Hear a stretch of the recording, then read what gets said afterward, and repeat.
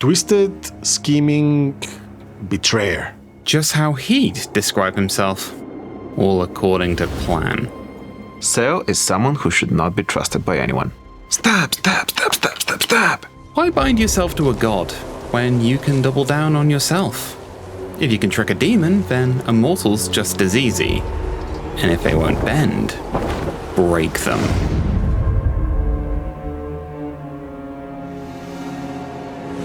The lands and lords of Norsca are brutal and dangerous. But even further beyond the lands of Wind and Chill lies the Mountain's End, a chaotic place scarred by warring factions and the deceit of chaos sorcery. And one of these sorcerers, a schemer from the north, has made treachery his domain.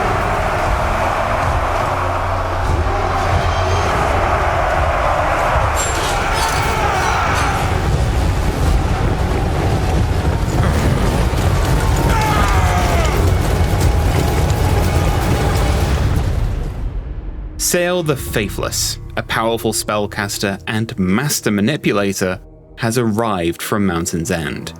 A brand new section of map given to us by the Chaos Gods, probably due to Sayl's polite words. Nice one, Sayl.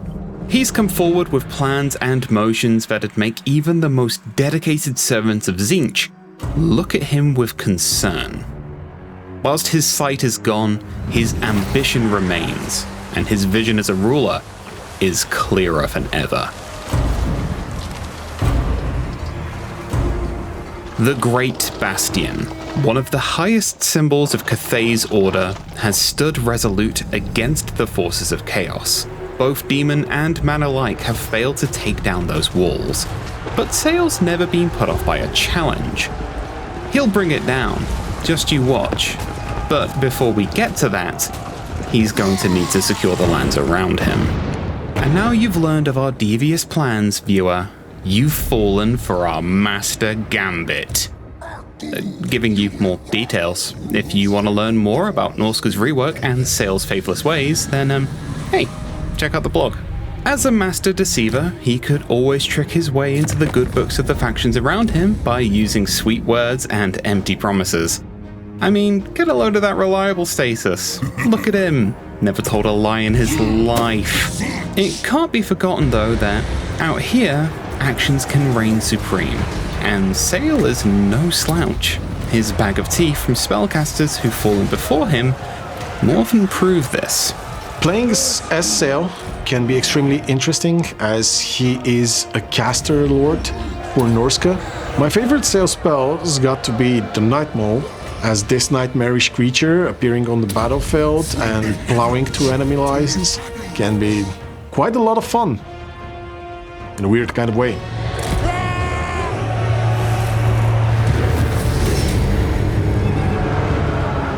So while it's all well and good consolidating Mountain's End, Sayl will need more than a ragtag band of hairy warriors to thoroughly humiliate Gran Cathay, even if they're really up for it. Sure, we could slog it out and repeatedly butt our heads against the walls until they collapse, but that's just so common, so typical. Cathay's used to that.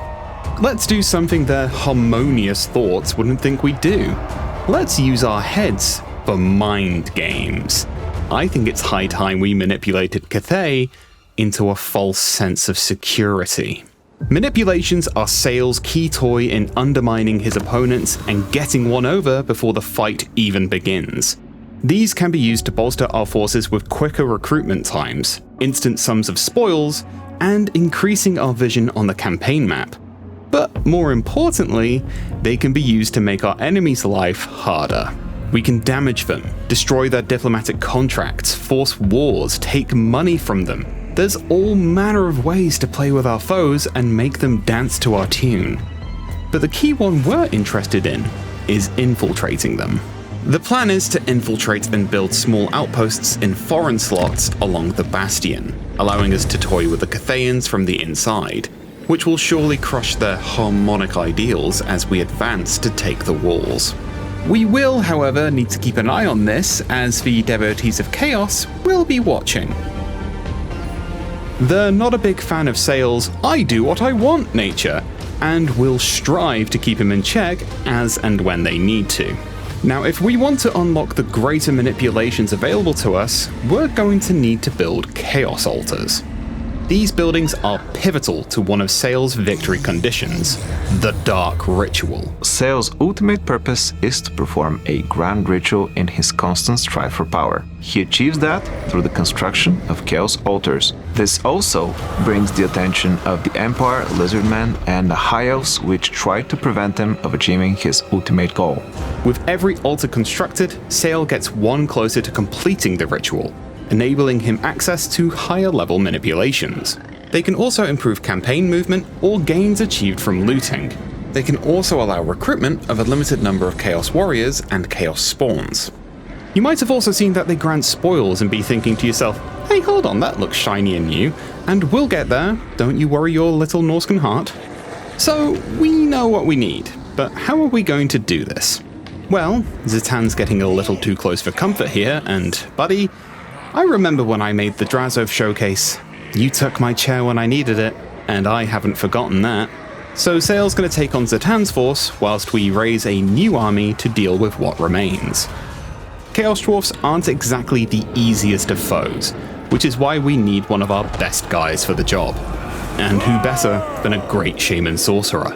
Our Sorcerer is going to take the battle to the Granite Spikes and then go further beyond, to the Greenskin armies and all those past the spiky hills, building Chaos Altars in some locations, and sacking, pillaging, and razing everywhere else to help us build up our spoils, a new Norscan resource. I told you we'd come back to them. So, we're not interested really in building an economy, or building a brand new home on new shores all the time. Sometimes we just want to burn things and take stuff, and you know what? We do like shiny things. We can use spoils to expedite building trees, purchase certain research options, or if we feel like it, we can spend them to build new homes in regions that aren't Norscan. Spoils, however, do come with a risk. If we want to use those spoils, we need to make sure that the army that spawns when we sack settlements can actually make it back to one of our provinces. I mean, we'll also lose some marauders as well, which, oh no, what a shame. Let's be honest, it's all about the ill-gotten gains. Whilst that's going on, Sayl's plans are going to take him on a little journey. See, Sayl might not be Norscan, but even he can be compelled by the will of the hunt. The Bloodshriek Chimera, the voice of the wastes, is in our midst, and to tame this monster wouldn't just make the Norscans realize who's top skin wolf around here, but it'd also be incredibly useful in our war on Cathay. We're going to need to beef up our forces before we take on a Chimera though. Ideally, we'll need some tough damage dealers, so we're going to build up our retinue of Marauder Bearmen, as well as building towards Famir forces. We'll be kept in check by our new hero unit, the Famir Noble. The Famir Noble is a new monstrous hero that excels at fighting enemy infantry. It can buff up other Famir and monsters around him, and can be quite a danger on the battlefield. So Sayl's off on his little journey, and might even consolidate more of a lands north of Cathay, should that be useful to us. With him on his hunt, and our great Shaman Sorcerer heading out west, I'd say this might be an ideal time for a montage, no? Sayl, in comparison to other Norscan lords, is much more attuned to chaos. But not only. He is a capable spellcaster and also serves with diplomacy as much as he does with the sword.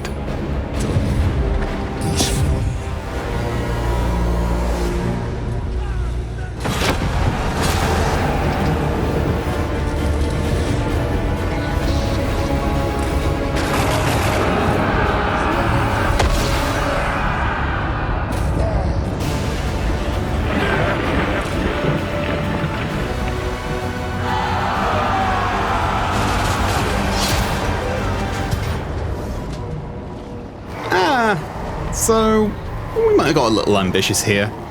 In our expansion into the west, we might have taken Grimgor's glory, and we're looking like a mighty fine replacement trophy. Our sorcerer's army is pretty tough, but the forces of chaos have their eyes on us, so manipulations would be risky. We've made friends with Tamarkan as well, but he's a little preoccupied right now, so we can't really rely on him. So we'll get our sorcerer to pull back to granite spikes and recoup before we try and stop Grimgor. And, good luck, buddy. I really have a feeling this won't go well. We need to do what we can to bolster our own forces in Sayl's army before we take the Chimera and be ready for whatever comes next.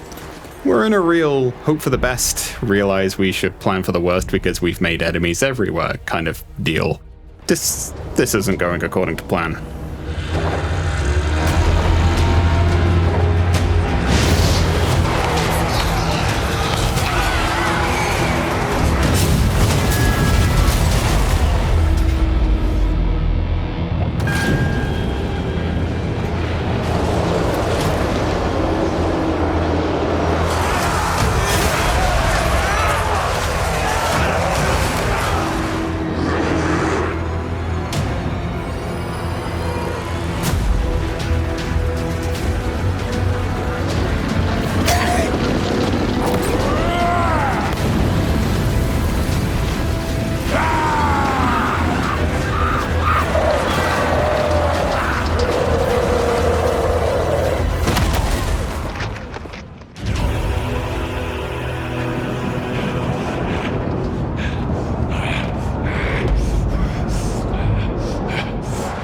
So we're staring down the barrel of our own actions. Our altars we spent time building have mostly been reduced to dust by Grimgor and his boys. He's also proving to be quite the unstoppable force, but now we have a Chimera on our side, and other forces have come to join us. So we're just going to hit one final manipulation to give ourselves a greater demon. I mean, it's just one little greater manipulation, right? How bad can it be?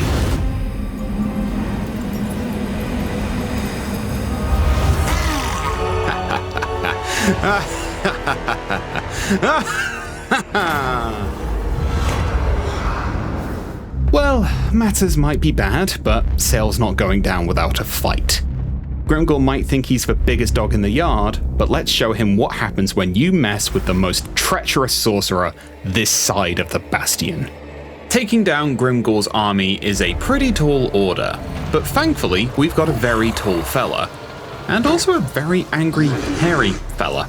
The Runecaller is a variant of the Cursed Add-in, where not only it has two heads and two different personalities, it can also cast spells. That means a giant that can cast spells.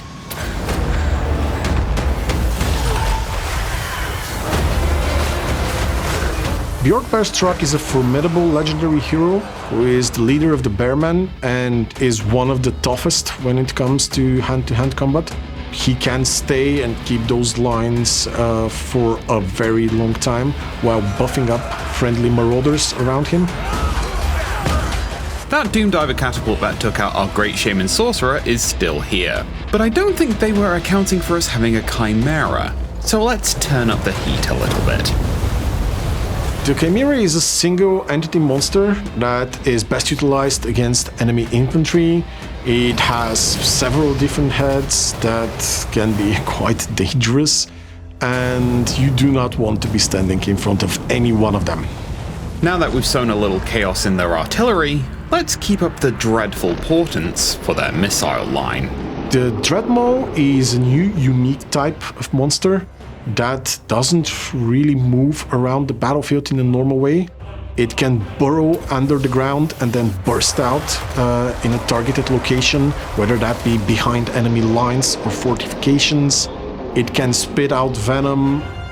It's awesome. Even with our reinforcements coming in, this battle is turning a little bloody, but we're starting to make Grimgor regret his choices.